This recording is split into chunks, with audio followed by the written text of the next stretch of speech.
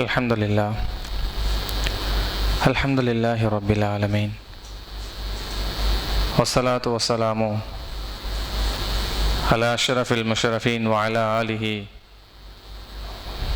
வ அஸ்ஹாபிஹி அஜ்மாயின் அம்மா பஅத்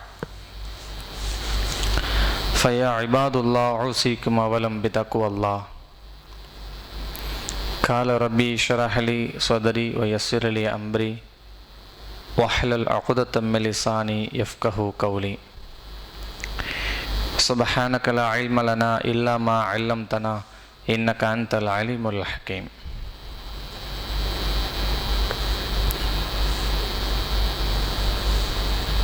அளவற்ற அருளருளாலும் நிகரற்ற பேரன்புடையோருமாகிய எல்லாம் அல்ல அல்லாஹ்வின் திருநாமத்தால் ஆரம்பம் செய்கிறேன்.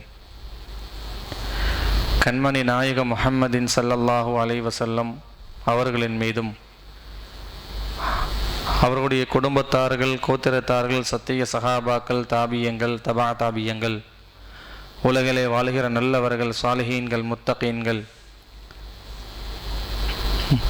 யாவரின் மீதும் அல்லாஹ்வினுடைய அந்த அருளும் அவனுடைய கருணையும் யாவரின் மீதும் மீளுவது போல் அல்லாஹ் நம்மின் மீதும் அவனுடைய அன்பையும் அருளையும் பெறுகிற பாக்கியமற்ற மக்களாக அல்லாஹ் நம் அனைவரையும் ஆக்கி அருள் புரிந்து தீனோடு வாழ்ந்து ஈமானோடு மரணிக்கிற பாக்கியத்தை ரஹ்மான் நம் அனைவருக்கும் தந்த அருள் புரிவானாக. அன்பிற்குரியவர்களே, என்ற மனிதனுடைய வாழ்க்கை, ஒரு முஸ்லீமுடைய என்ற வாழ்க்கை, ஒரு காலத்தில் இந்த முஸ்லீமுடைய வாழ்க்கை பலமாக இருந்தது, வளமாக இருந்தது, வலுவாக இருந்தது. இஸ்லாமியுடைய காலத்தில் பொறுத்தவரையும் வளமாகவும் இருக்க வேண்டும், வலுவாகவும் இருக்க வேண்டும், வளமாகவும் இருக்க வேண்டும். ஆனால் இன்றைய சூழ்நிலைக்கு உண்டான இன்றைய காலத்து மக்களுடைய, இஸ்லாமியருடைய வாழ்க்கை பலத்தை இழந்து, வளத்தையும் இழந்து, பலவீனம் அடைந்து வாழுகிற ஒரு சமூகத்தை உட்நோக்குகிற ஒரு நிலைமையாக என்று நாம் கவனிக்கிறோம். பலமாக இருந்து பலவீனமாக, இன்றைக்கு நமக்கு பேர் வைக்கப்பட்ட ஒரு பட்டம் சிறுபான்மை என்கிற ஒரு பட்டம். பலமாக இருந்த இந்த சமூகத்தை வளமாக, பலமாக, ஒற்றுமையாக போதித்த இந்த ஒரு சமூகத்தை இன்று நாம் காட்டுகிற ஒரே ஒரு பெயர் சிறுபான்மை. ஏன் இந்த சிறுபான்மை என்கிற பேர் நமக்கு வந்துச்சு? என்ன காரணம்? இந்தியாவை ஆண்ட இஸ்லாமியருடைய வன்னருடைய ஆட்சி காலத்தினுடைய வரலாற்றுடைய சுவடுகளை நாம் பார்க்கும்போது அதில் நல்லதும் இருக்கு, கெட்டதும் இருக்கு. ஆனால் நபிகள் நாயகம் ஸல்லல்லாஹு அலைஹி வஸல்லம் ஆட்சியுடைய காலத்தில் அவர்களுடைய தலைமுறையிலிருந்து இன்று வரையும், இதற்கு முன்பதாக இருந்த ஒரு சமூக வரையும் இந்த நாட்டினுடைய ஆளுநராக, ஆட்சியாக இந்தியாவை ஆளுகிற ஒரு நிச்சயமாக இஸ்லாமியுடைய சமூக பன்மையாக இருந்தது, பெரும்பான்மையாக இருந்தது, ஒற்றுமையாக இருந்தது. ஆனா இன்று அப்படியே அடிமட்ட ரேஞ்சுக்கு தட்டி சிறுபான்மையாக மாத்திட்டான். இதெல்லாம் என்ன காரணம்? ஒரே ஒரு விஷயம்தான். என்னங்க? ஒற்றுமை என்ற பலத்தை நாம் கையை விட்டு விட்டு தனிமை என்ற வீழ்ச்சி நம்ம ஆரம்பிச்சிட்டோம். ஒற்றுமை என்கிற ஒரு பலம் இருக்கிறதே, இந்த ஒற்றுமை என்கிற ஒரு தன்மை, ஒரு குணம், எல்லாவற்றையும் எல்லா விஷயத்திலையும் கையாள வேண்டும் என்கிற ஒரு தன்மை, எதை வேண்டுமானாலும் சகித்து கொண்டு விடலாம், கர்வம் என்கிற ஒரு விஷயம் இல்லாமல், நான் தான் பெரியவன், நீ தான் சிறியவன், நீ சிறியவன், நான் பெரியவன் என்கிற கர்வம் இல்லாமல் எல்லாம் சமம் என்கிற ஒரு தன்மையை, ஒரு ஒற்றுமையை, உனக்காக நான் இருக்கிறேன், எனக்காக நீ வந்து நில் என்கிற ஒரு தன்மை இந்த சமூகத்தை இழந்த காரணத்தினால், இழந்ததால் இன்று பலவீனமாக இன்று நாம் வாழ்ந்து கொண்டிருக்கிறோம். நம்ம இன்னைக்கு பலவீனப்படுறதுக்கு காரணம் அதுதான். ஒரு மீடியால ஒருத்தன் சொல்றான் இஸ்லாமியர்களுடைய பலமே ஒற்றுமை, இஸ்லாமியர்களுடைய பலம் ஒற்றுமை. அந்த ஒற்றுமை என்ற பலத்தை அடித்து விட்டால் அவர்கள் தான் மிகப்பெரிய இழிவான பலவீனமானவர்கள். இன்றைக்கு அந்த ஒரு தள்ளப்பட்ட இளமைக்கு நம்ம ஆயிட்டோம். அப்படி ஒரு பலவீனமான ஒரு கோழையர்கள் என்கிற ஒரு தன்மை இன்னைக்கு விதைத்து நம்ம வாழ்ந்து கொண்டு இருக்கிறோம். ஆனா நம்ம வாழ்னாலும் நம்மளை அப்படி ஆக்கிட்டாங்க. இன்னைக்கு எல்லா மீடியாக்களும், இன்னைக்கு எல்லா டெலிவிஷன்களும், இன்னைக்கு எல்லா ரிப்போர்ட்ஸ்களும், எல்லா பத்திரிகை துறைகளும், எல்லா ஒட்டுமொத்த விஷயமும் இன்னைக்கு இஸ்லாமியர்களுக்கு அகைன்ஸ்டா போய், அதாவது அவருடைய பலத்தை தெரிந்து கொண்டு அந்த பலத்தை எப்படியாவது ஒடுக்கிவிட வேண்டும் என்ற கண்ணாட்டத்தோடு இன்று இஸ்லாமுடைய பலத்தை ஒடுக்கி கொண்டு இன்னைக்கு சிறுபான்மை இங்க தன்மதை இங்க தந்துட்டாங்க நமக்கு. ஆனா நமக்கு யாரும் இன்னும் அதை விட்டு நம்ம தெளிவு பெறல, நம்ம யோசிக்கல. என்னடா இது, நாம ரசூலுல்லாஹி ஸல்லல்லாஹு அலைஹி வஸல்லம் அந்த காலத்திலிருந்து இன்று வரையும் நம்முடைய தன்மை பலமாக இருந்த நாம் இன்று இழிவாக ஒரு பலவீனமாக வாழ்கிறோமே, இது என்ன காரணம் என்று இன்னைக்கு யாருமே நம்ம யோசிக்கல. நான் பெரியவனா நீ பெரியவனா, உன்கிட்ட பாசம் இருக்கு என்கிட்ட பணம் இல்லை, என்கிட்ட பணம் இல்லை உன்கிட்ட காசு இருக்கு, இப்படிதான் எனக்காக நீ வந்து நின்றியா, உனக்காக நான் வந்து நிக்கணுமா என்கிற ஒரு எப்படி சொல்றது, இப்படி எல்லாம் ஒரு தன்மையோடு இன்னைக்கு நம்ம இருக்கிறதுனாலதான் இன்னைக்கு எல்லா விஷயத்தையுமே இழந்து பலவீனமாக இன்று நம்ம வாழ்கிறோம். ஒற்றுமையின் பலத்தை இழந்து பலவீனத்தோடு வாழ்ந்து நமக்கு பேரு சிறுபான்மை என்கிற முதுகிலை குத்தி இன்னைக்கு நம்முடைய எல்லாமே வீக்னஸ் என்கிற தன்மை இன்னைக்கு நம்ம தள்ளிட்டான். ஓட்டு உரிமை கூட நீங்க தான் உசந்தவன் என்ற பேரை ஒருத்தர் சொன்னாலும் இன்னைக்கு நம்ம எல்லா விஷயமும் இன்னைக்கு எல்லா விஷயமும் இன்னைக்கு ட்விட்டர் விஷயத்துல எல்லாத்தையுமே வருது இல்லையா. இஸ்லாமிய ஒரு விஷயம் ஒரு பதிவு ஒண்ணு செஞ்சாம்னா உனக்கு என்னடா தெரியும், உனக்கு என்ன தெரியும், உனக்கு என்ன சட்டம் தெரியும், உனக்கு என்ன வரலாற்று தெரியும், அப்படி தெரிந்தவனை கூட ஒண்ணுமே தெரியாத அளவுக்கு இந்த மீடியா அவனுக்குள்ள வைக்குது.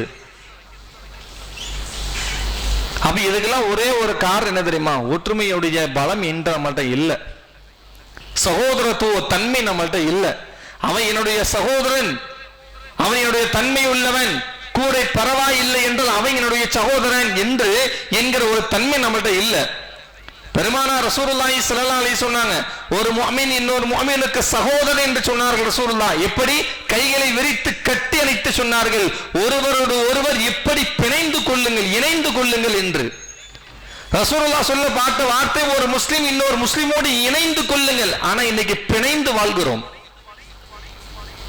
இணைந்து வாழ சொன்னாங்க ரசூலுல்லாஹ். இப்படி கையை காட்டி, எப்படி ஒரு கையை உருவிவிட்டால் அந்த கையுடைய சேர்க்கை கட்டிடங்கள் இழந்து விடுகிறதோ அதுபோல ஒரு முஃமினுடைய ஒரு சகோதரன் ஒரு தன்மையை, அந்த தன்மையை இழந்து விட்டால் மொத்தமா க்ளோஸ் ஆயிரும். 4 ஸ்டார் க்ளோஸ் மாதிரி ஃபுல்லா க்ளோஸ் ஆகிடும். அன்பிற்குரியவர்களே, எனவே ஒற்றுமையை ரசூலுல்லாஹி ஸல்லல்லாஹு அலைஹி வஸல்லம் அவர்கள் இஸ்லாமிய சமூகத்திற்கு போதித்தார்கள். அல்லாஹ் ரப்பல் ஆலமீன் குர்ஆன்ல சொல்றான், அதாவது இன்னைக்கு ஒரு சகோதரனுக்கு ஒரு பிரச்சனை, ஒரு முஸ்லிமுடைய பிரச்சனைக்கு ஒரு முஸ்லிமுடைய பிரச்சனை ஒண்ணு வந்து விட்டால் அந்த பிரச்சனைக்கு முன்னால் நிற்போம் முஸ்லிம், நிற்க வேண்டும் என்று இஸ்லாம் நமக்கு போதிக்கிறது. குர்ஆனும் ஹதீஸ் நமக்கு போதனை தருகிறது. ஒரு முஸ்லிமுக்கு பிரச்சனையா, ஒரு முஃமினுக்கு பிரச்சனையா, அந்த பிரச்சனையை சரி செய்வதற்கு நீங்க போய் முன்னாடி போய் நில்லு, பிணங்கிக் கொள்ளாத. அவன் அதை செய்யலாம் இதை செய்யலாம் சொல்லி அவனுக்காக நின்னுக்கிட்டு நான் ஏன் நிக்கிறேன்னு சொல்லி புதுகு முறுக்கிட்டு அவனை ஓடாத.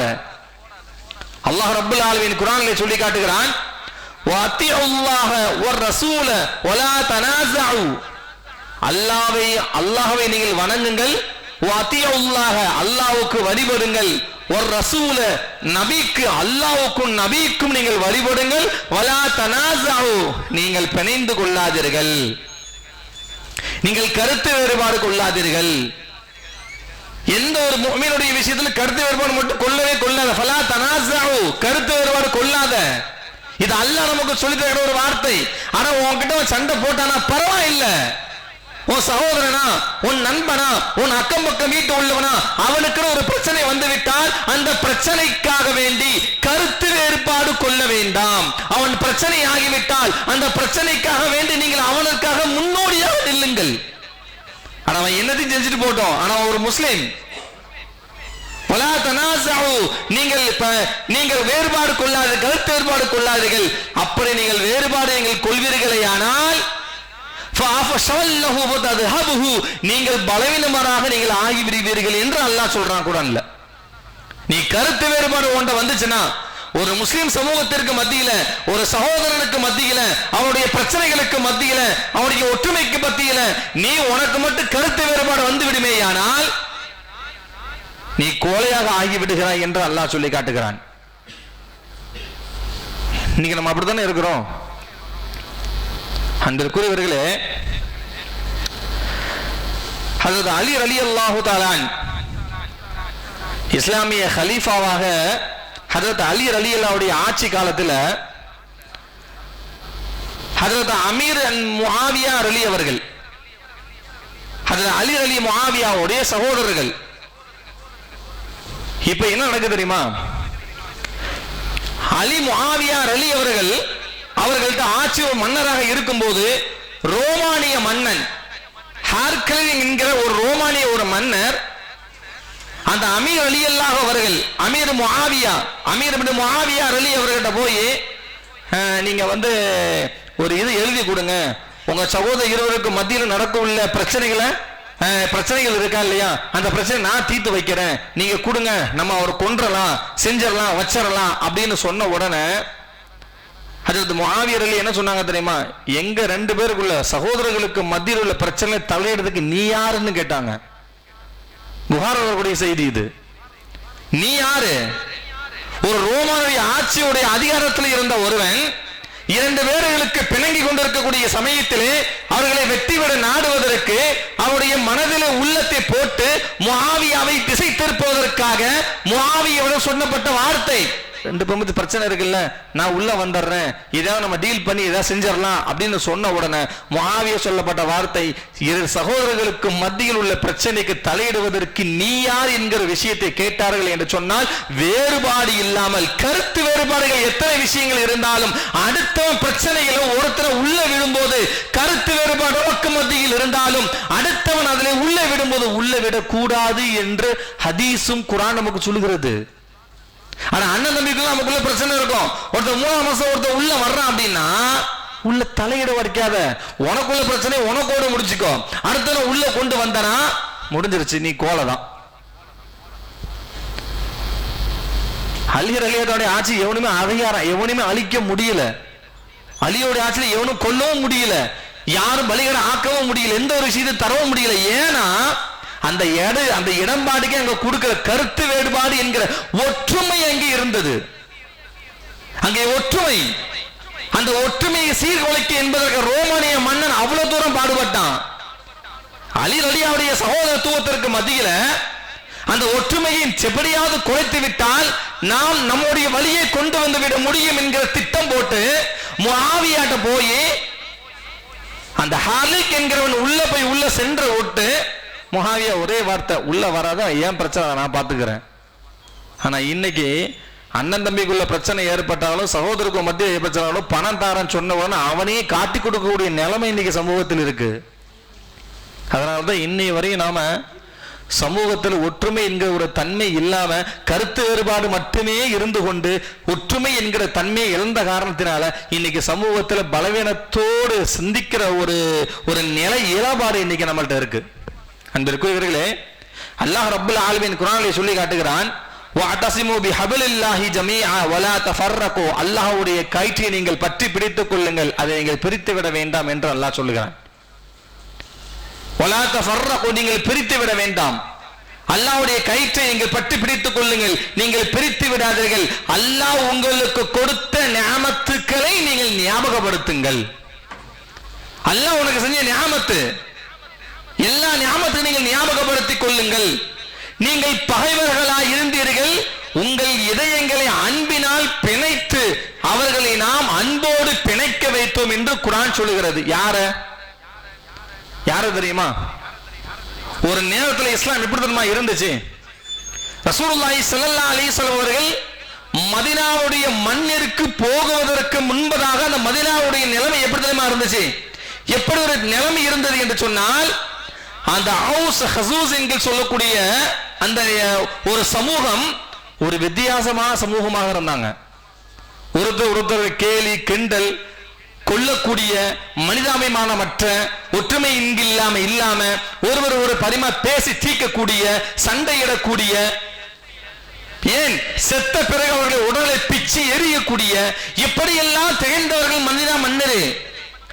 ஆனா ரசூலுல்லாஹி ஸல்லல்லாஹு அலைஹி வஸல்லம் அங்கே போனதுக்கு பிறகு எல்லா நபர்களுக்கும் உபதேசம் செய்த ஒரே விஷயம் அல் அஹ்லாக். எல்லாத்துக்குமே இணக்கத்தை அங்க ஏற்படுத்தினாங்க, ஒற்றுமையை அங்க கொண்டு வந்தார்கள். அதைத்தான் அல்லாஹ் இந்த ஆயத்தை சொல்லி காட்டுகிறான். நீங்கள் ஒருவருக்கு ஒருவரை பிணங்கி கொண்டு இருந்தீர்கள், அன்பினால் சகோதரத்துவத்தால் ஒற்றுமையால் உங்களை நான் அன்போடு நாம் வைத்தோம் என்று குர்ஆன் பேசுகிறது.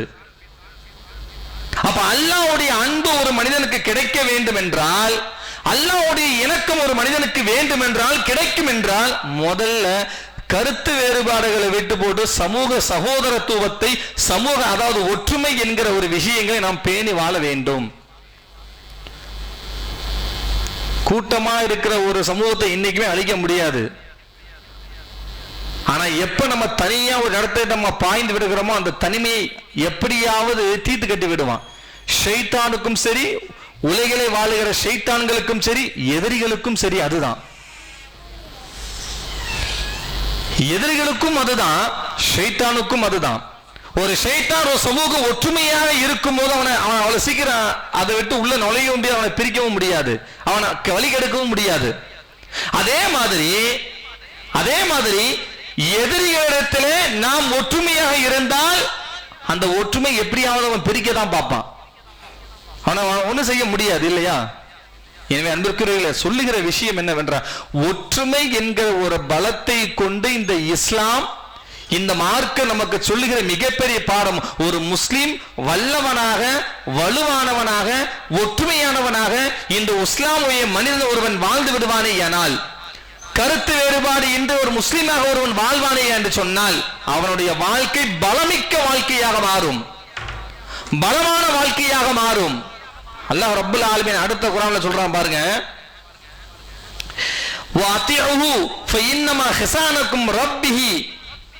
ரசூலுல்லாஹி ஸல்லல்லாஹு அலைஹி வஸல்லம் அவங்கள்ட்ட, பெருமானார் ரசூலுல்லாஹி ஸல்லல்லாஹு அலைஹி வஸல்லம் அவங்கள்ட்ட முஆத் இப்னு ஜபல் என்கிற ஒரு நபி தோழர் ரசூலுல்லாஹ் வந்து கேக்குறாங்க, யா ரசூலல்லாஹ், ஒரு முஸ்லிமுடைய தைரியம் எது அப்படிங்கிற மாதிரி கேட்கிறாங்க. ஒரு முஃமினுடைய தைரியம், பலம், வலிமை, வலு எது, ஒரு கையினுடைய பிடி எது என்று கேட்கும்போது பெருமானார் ஸல்லல்லாஹு அலைஹி சொல்லப்பட்ட வார்த்தை என்ன தெரியுமா? ஒரே வார்த்தை தான், ஒற்றுமை என்கிற விஷயத்தை இங்க போதி சொன்னாங்க. நீங்கள் எல்லாரும் ஒற்றுமையாக இருந்து கவனியுங்கள், அதுவே உங்களுடைய கைகளுடைய பலம் என்று சொல்கிறார்கள் நபிகள் நாயகம் ஸல்லல்லாஹு அலைஹி வஸல்லம் அவர்கள். அன்பிற்குரியவர்களே, எனவே ஒற்றுமை என்பது காலல்லாஹு தஆலா, அல்லாஹ் சொல்லுகிறான், இன்னல்லாஹ யுஹிப்புல் லதீன யுகாத்திலூன ஃபீ ஸபீலில்லாஹி ஸஃபன் கஅன்னஹும்.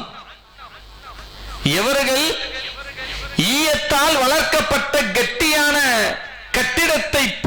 கட்டத்தை போல அணியில் நின்று அல்லாஹ்வுடைய பாதையை போரிடுவார்களோ. கட்டிடத்தை மாற சதுரமா நேரமாக இருந்தாலும் சரி, கட்டிடமாக இருந்தாலும் சதுரமாக இருந்தாலும் நீங்கள் போரிடும் போது எதிரிகள் உங்களை பார்த்து அஞ்சு கொள்ளுவார்கள் என்று அல்லாஹ் இங்க சொல்றான்.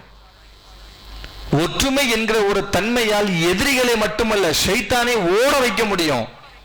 உமர் கத்தாப் ரலியல்லாஹு சொல்றாங்க, தன்னுடைய சமூகத்தை தன்னுடைய பிரதிநிதிகளுக்கு சொல்லுவார்கள், ஒற்றுமை என்கிற ஒரு தன்மையை ஒரு விஷயத்தில் கூட நீங்கள் நழுவிவிடக் கூடாது என்று சொல்வார்கள். காரணம், அந்த ஒற்றுமை தான் ஒரு முஸ்லிமுடைய ஒரு பலம். அந்த பலத்தை நாம் எப்போது இழந்து விடுவோம் என்கிற ஒரு நோட்டமே கணிக்கக்கூடிய வாழ்க்கையே இன்னைக்கு எதிரிகள் நமக்கு பயன்படுத்தி கொண்டிருக்கிறார்கள். வேற யாரும் சொல்லலங்க, மோடி தான் சொல்றான்.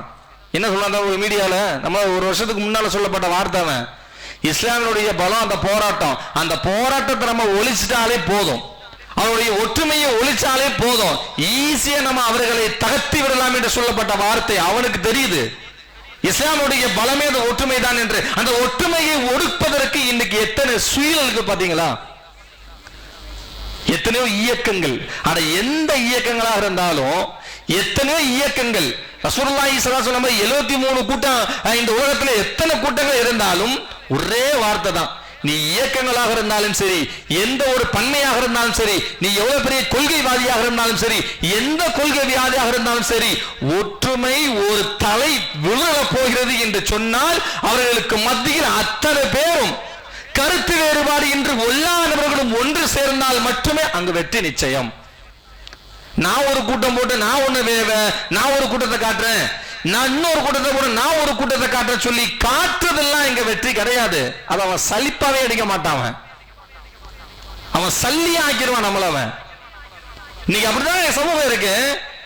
நான் ஒரு கூட்டம் என்னுடைய கூட்டத்தை அதிக பேர் காட்ட வேண்டும் என்று நினைப்பதனால ஒரு கொடியை தூக்கிக்கிட்டு ஊர்வலம். எல்லாருமே எந்த இயக்கங்களாக இருந்தாலும் என்ன, எந்த சமூகமாக இருந்தாலும் என்ன, எல்லாரையும் சேர்ந்து இயக்கம் என்று தலையிடாமல், கொள்கை என்று தலையிடாமல், இயக்கம் என்று தலையிடாமல், முஸ்லிமோருக்கு பிரச்சனை, அந்த மார்க்கத்திற்கு ஒரு பிரச்சனை என்று வரும்போது எல்லாரும் ஒன்று இணைந்தால் பாராளுமன்றமே பறக்க விடலாம். பாராளுமன்றத்தையே பறக்க விட முடியும் நம்மளால.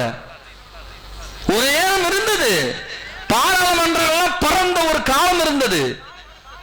இன்று ஈஸியா சிதறி துண்டு துண்டா நம்மளை சிதைத்துட்டான். அந்த ஒற்றுமையை சிதைக்க எப்படி விதைக்கணுமோ, எப்படி சிதைக்கணுமோ அப்படியே, எப்படி எவருடைய உள்ளத்தில் எதை கொண்டு வர வேண்டுமோ அதை அப்படியே கொண்டு சிதைச்சுட்டான் அவன். அன்புக்குரியவர்களே, எனவே ஒற்றுமையை இழப்பதற்கு இன்னைக்கு சமூகத்தில் என்னென்ன வேலைப்பாடுகள் இருக்கிறதோ எல்லா வேலையும் இன்னைக்கு வாங்கிக்கிட்டு இருக்கிறான். ரசூலுல்லாஹி ஸல்லல்லாஹு அலைஹி வஸல்லம் காலத்துல பாருங்க, ஹதீஸ் சொல்றேன் பாருங்களேன். ரசூலுல்லாஹ் சொல்றாங்க, விரைவில் ஒரு காலம் வரும். புகாரில் வரக்கூடிய ஒரு ஹதீஸ் இது. கஅன்னகும் இலா ஸஃபான் அன்ஆம யௌமிஹும், விரைவில் ஒரு காலம் வரும், அப்போது விருந்தளிப்பவன் விருந்துக்கு அழைப்பது போல எல்லாரும் அழைப்பார்கள். ஒரு ஆள் விருந்து வச்சிருந்தாங்க அப்படின்னா அந்த விருந்துக்கு எப்படி எல்லாத்தையும் விருந்து அழைப்போமா இல்லையா, அந்த மாதிரி விருந்துக்கு வர்ற மாதிரி எல்லாரும் விருந்துக்கு வருவார்கள். உங்களுக்கு எதிராக தாக்குதல் நடத்த மற்ற சமூகத்தாரும் தங்கள் அழைத்துக் கொள்வார்கள். அப்போது ஒரு கேட்கிறார்கள், அதாவது இந்த ஹதீஸுடைய சாராம்சம் என்ன அப்படின்னா, ரசூலுல்லாஹி ஸல்லல்லாஹு அலைஹி வஸல்லம் சமூகத்திற்கு மத்தியில ஒரு காலம் வரும், அந்த காலத்துல விருந்தாளிகளுக்கு விருந்து வைக்கும்போது எப்படி நீங்க அழைப்பீர்களோ அப்படி எல்லாரும் அழைச்சு வருவீங்க அப்படின்னு சொல்லும் போது சில சஹாபாக்கள் கேட்கிறாங்க, யா ரசூலல்லாஹ் ஃபஅன்ஹம் வஇல்லம் ஹாதா, அதாவது ஒரு கேட்கிறார்கள், எண்ணிக்கையில் குறைவாக இருப்பதாலா இந்த தாக்குதல்? எல்லாரும் ஒத்துமையா தான் இருப்பாங்க, எதிரிகள் தாக்கும் போது நாம தான் அடிபடுவோம். எல்லாமே இருப்போம், எல்லாம் ஒற்றுமையோடு, எல்லாம் சமப்பிரமா, எல்லாம் உண்மையா இருப்பாங்க, ஆனா எதிரிகள் தாக்கும் போது நாம தான் அடிபடுவோம் அப்படின்னு ரசூலுல்லாஹ் சொன்ன உடனே சஹாபாக்கள் கேட்கறாங்க, ஏன் நாம அதுல அடிபடுறோம் அப்படின்னு கேட்க உடனே ரசூலுல்லாஹி ஸல்லல்லாஹு அலைஹி வஸல்லம் அழகா சொல்றாங்க, என்ன தெரியுமா? சஹாபாக்கள் கேட்கறாங்க, யா ரசூலுல்லாஹ், அந்த கூட்டம் அவ்வளவு பெரிய கூட்டம் இருந்துமே நாம அடிபடுவதற்கு காரணம் கூட்டம் குறைவாக இருந்ததாலா அப்படின்னு கேட்கிறாங்க. கூட்டம் குறைவாக இருந்ததாலா இந்த தாக்குதல் என்று நபிகள் நாயகம் ஸல்லல்லாஹு அலைஹி வஸல்லம் கேட்கும்போது ரசூலுல்லாஹ் அழகாக சொன்னாங்க, மாறாக நீங்கள் கரடு உரண்டு ஓடும் வெள்ளத்தின் நுரையை போல அதிகமா இருப்பீங்க. அதிகமா எப்படி ஒரு கடல்ல ஒரு நுரை எப்படி நுரை தள்ளி போய் இருக்கும், நிறைய நுரை இருக்குமா இல்லையா, அந்த மாதிரி எல்லாம் நீங்க நுரையோடு எல்லாருமே இருப்பீங்க. ஒரு காலம் வரும், அந்த காலத்தில் நுரையை போல எல்லாரும் ஒற்றுமையோடு, அதாவது கூட்டம் கூட்டமாகவே நீங்கள் இருப்பீர்கள், ஆனாலும் நீங்க தான் அடிபடுவீங்கன்னு சொன்னாங்க ரசூலுல்லாஹ். சொல்லிட்டு அதுக்கு காரணம் ஏன் நாங்க கூட்டம் கம்மியா இருக்கிறதுனாலயா கேட்கும்போது சஹாபாக்கள் சொன்னா கேட்கறதுக்கு ரசூலுல்லாஹ் சொன்னாங்க, எல்லாருமே ஒன்னா இருப்பீங்க, ஆனால் நீங்க தோந்து போவீங்க. ஏன் தோந்து போவீங்க தெரியுமா? அதுக்கு சொன்னாங்க ரசூலுல்லாஹி ஸல்லல்லாஹு அலைஹி வஸல்லம், ஏன்னா அவன் துரத்தி உங்களை வெட்ட வரும்போது நீ பயத்துல பின்னாடி ஓடி போயிருவேன்னு சொன்னாங்க.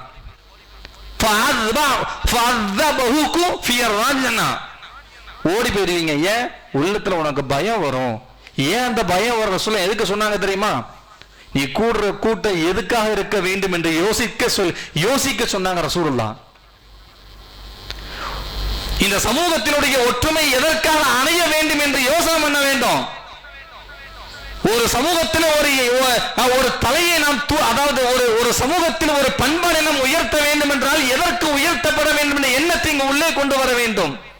சும்மா எல்லாரும் கூடுறாங்க நானும் கூடுறேன், எல்லாரும் கோஷம் போடுறாங்க நானும் கோஷப்படுறதுக்கு அர்த்தம் இல்லை.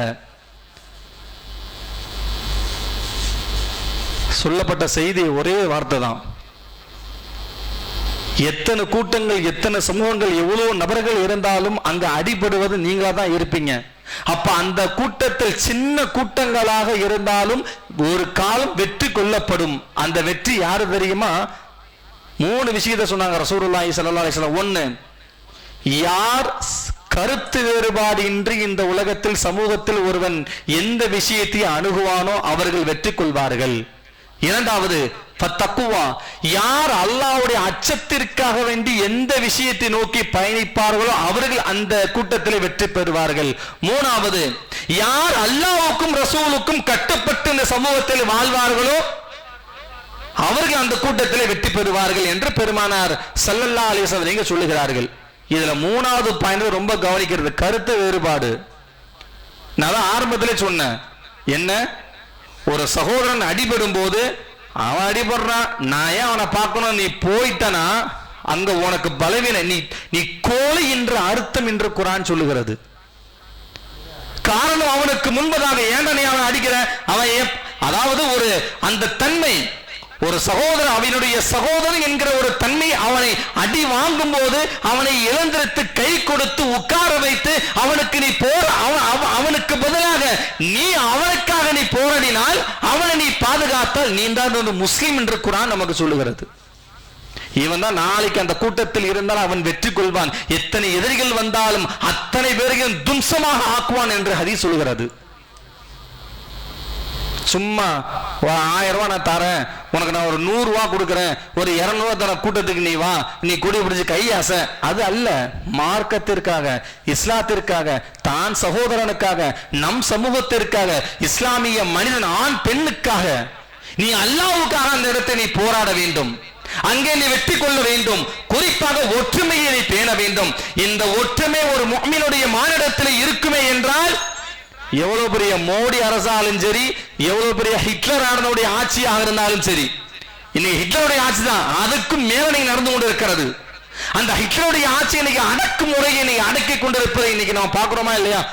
எங்க இன்னைக்கு டெல்லியில ஒரு போராட்டங்கள், அது நமக்கு அந்த போராட்டத்துல இன்னைக்கு எத்தனை விஷயங்கள், எத்தனையோ இயக்கங்கள் எல்லாம் ஒட்டுமொத்தமாக இன்னைக்கு கையை உயர்த்துக்கிறாங்க. இன்னைக்கு சுன்னி ஷியா யா எந்த ஒரு விதியுமே இல்லாம ஒட்டுமொத்தமாக எல்லா விஷயத்திற்காக அந்த ஒற்றுமை, அந்த பலம்தான், அந்த ஒற்றுமை என்கிற அந்த கருத்து வேறுபாடு இன்றி கூடுகிற அந்த ஒற்றுமை என்கிற ஒரு பலம்தான் நிச்சயமாக வெற்றியை தரும் என்று குர்ஆன் நமக்கு போதித்து தருகிறது.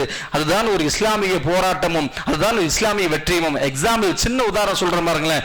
எல்லாரும் 313 சஹாபாக்கள் சின்ன கூட்டம் தான், ஆனா எல்லாருமே ஒற்றுமையா இருந்து போராடினார்கள், பத்ரை வென்றார்கள். நிறைய பேர் இருந்தார்கள் உஹதுடைய யுத்த களத்திலே, ஆனால் பணத்தையும் பதமும் நோக்கி சென்றார்கள், அங்கே தோன்று போனார்கள். இதுதான் நமக்கு வித்தியாசம்.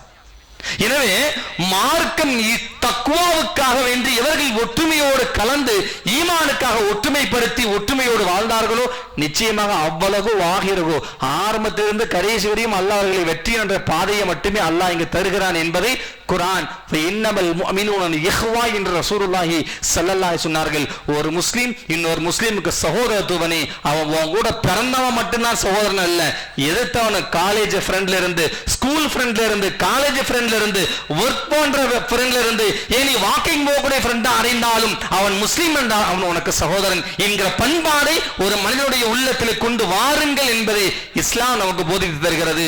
ஏன்? இந்த ஒற்றுமையே ஒரு முஸ்லிமுடைய பலவீனம். இந்த ஒற்றுமை இல்லை என்றால் அது பலவீனமே, ஒற்றுமை இருந்தால் அதுதான் பலம். ரசூலுல்லாஹ்வுடைய காலத்தில் பெரும்பான்மை, இன்றைய காலத்தில் சிறுபான்மை. இந்த சிறுபான்மையை அடித்து வருவதற்கு பெரும்பான்மையாக கொண்டு வருவது ஒரே விஷயம், இந்த ஒற்றுமையை.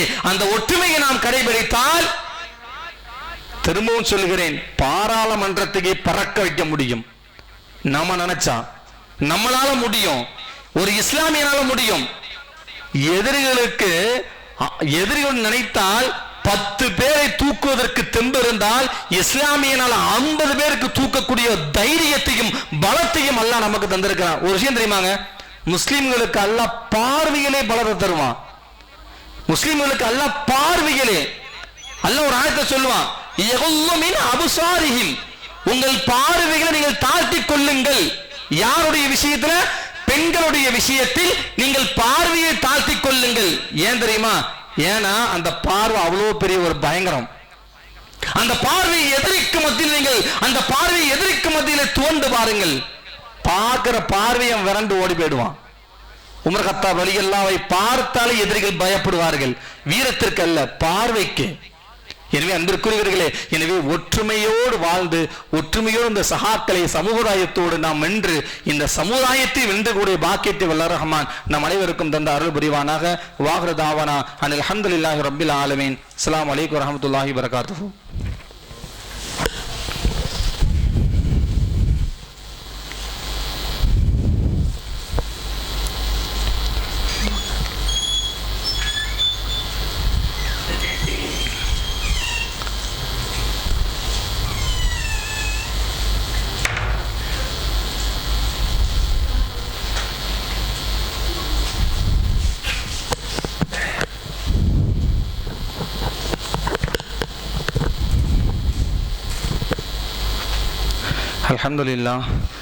அல்ஹம்துலில்லாஹி ரப்பில் ஆலமீன் வஸ்ஸலாத்து வஸ்ஸலாமு அலா சய்யிதினா முஹம்மதின் வ அலா ஆலிஹி வ அஸ்ஹாபிஹி அஜ்மாயின். அல்லாஹும்ம ஸல்லி அலா முஹம்மதின் வ அலா ஆலி முஹம்மதின் கமா ஸல்லைத அலா இப்ராஹீம வ அலா ஆலி இப்ராஹீம இன்னக ஹமீதுன் மஜீத். அல்லாஹும்ம பாரிக் அலா முஹம்மதின் வ அலா ஆலி முஹம்மதின் கமா பாரக்த அலா இப்ராஹீம வ அலா ஆலி இப்ராஹீம இன்னக ஹமீதுன் மஜீத். اللهم اصدقاء رضوان حقا تلاوة أبو بكر الصديق رضي الله تعالى عنه فإنما حراب عمر بن الخطاب رضي الله تعالى عنه فيحفظ من القرآن عثمان بن عفان رضي الله تعالى عنه والحندق البدريدنا علي بن أبي طالب رضي الله تعالى عنه وسيد الجنة وفاطمة الزهراء رضي الله تعالى عنه والحسين والحسين رضي الله تعالى عنهما. اللهم أمير المؤمنين والمؤمنات والمسلمين والمسلمات والأحياء منه والأموات إنك مجيب الدعوات برحمتك يا أرحم الراحمين والحمد لله رب العالمين.